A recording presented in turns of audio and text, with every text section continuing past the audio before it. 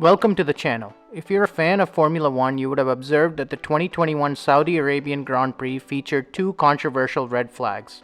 In this video, we will talk about Formula One red flag rules and regulations and discuss why these rules might need to be changed. Let's get started. According to the FIA, Formula One cars can be worked on after they have stopped in the pits following a red flag. The work that may be performed on the car is restricted to the following items: starting the engine, adding compressed gases, fitting or removing permitted cooling and heating devices, changing the air ducts around the front and rear brakes, changes to the radiator ducts, changes made for driver comfort, changing wheels and tires, repairing genuine accident damage, and changing the aerodynamic setup of the front wing.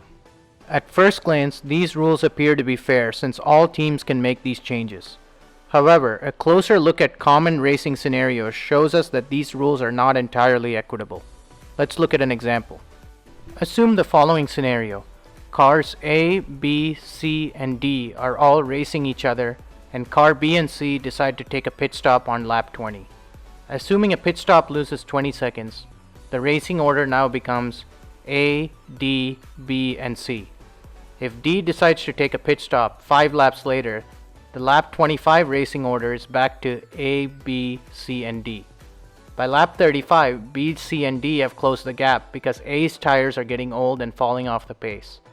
Now, under normal racing conditions, if A were to take a pit stop at lap 35, he would come out behind cars B, C, and D. However, he would have much fresher tires to attempt to overtake them. Now assume that there's a red flag in lap 35. Per the FIA rules, Car A can change tires and maintain position. When the race restarts, Car A will maintain the lead and have brand new tires, which would give him a great restart off the line. He essentially got a totally free pit stop worth 20 seconds in race time. B, C, and D lost position to A for no fault of their own. This is definitely a little unfair. Now let's look at another scenario. Let's assume that A, B, C, and D are racing each other again. The driver of car C makes a mistake and goes into the barrier. He suffers some aerodynamic damage to his car, which makes him 5 seconds slower per lap.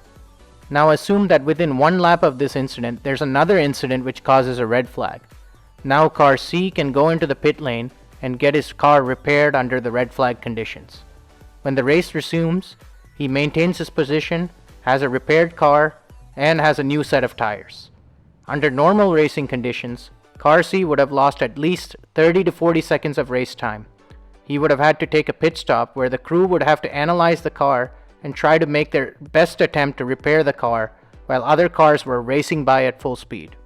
A classic example of this occurred at the 2021 Emilia-Romagna Grand Prix. While chasing Verstappen through traffic for the lead, Hamilton got it all wrong as he tried to go around the outside of George Russell and ended up sliding into the gravel after venturing onto a damp patch. Hamilton was able to keep his car going, but suffered some front wing damage in the process. Soon after the incident, a collision between George Russell and Valtteri Bottas brought out the red flags, sending Hamilton and the remaining runners back to the pit lane. The Mercedes crew was able to fix Hamilton's car under red flag conditions, and he was able to restart the race just outside of point scoring position. Hamilton finished the race P2. If there was no red flag, Hamilton might have finished outside the points. This P2 finish has proven to be critical in this year's close championship battle. Now I want to hear from you. Do you think that teams should be allowed to change tires and repair the car under red flag conditions? Leave your thoughts in the comments below. Thanks for watching. Make sure to like this video and consider subscribing to the channel for more great Formula One content.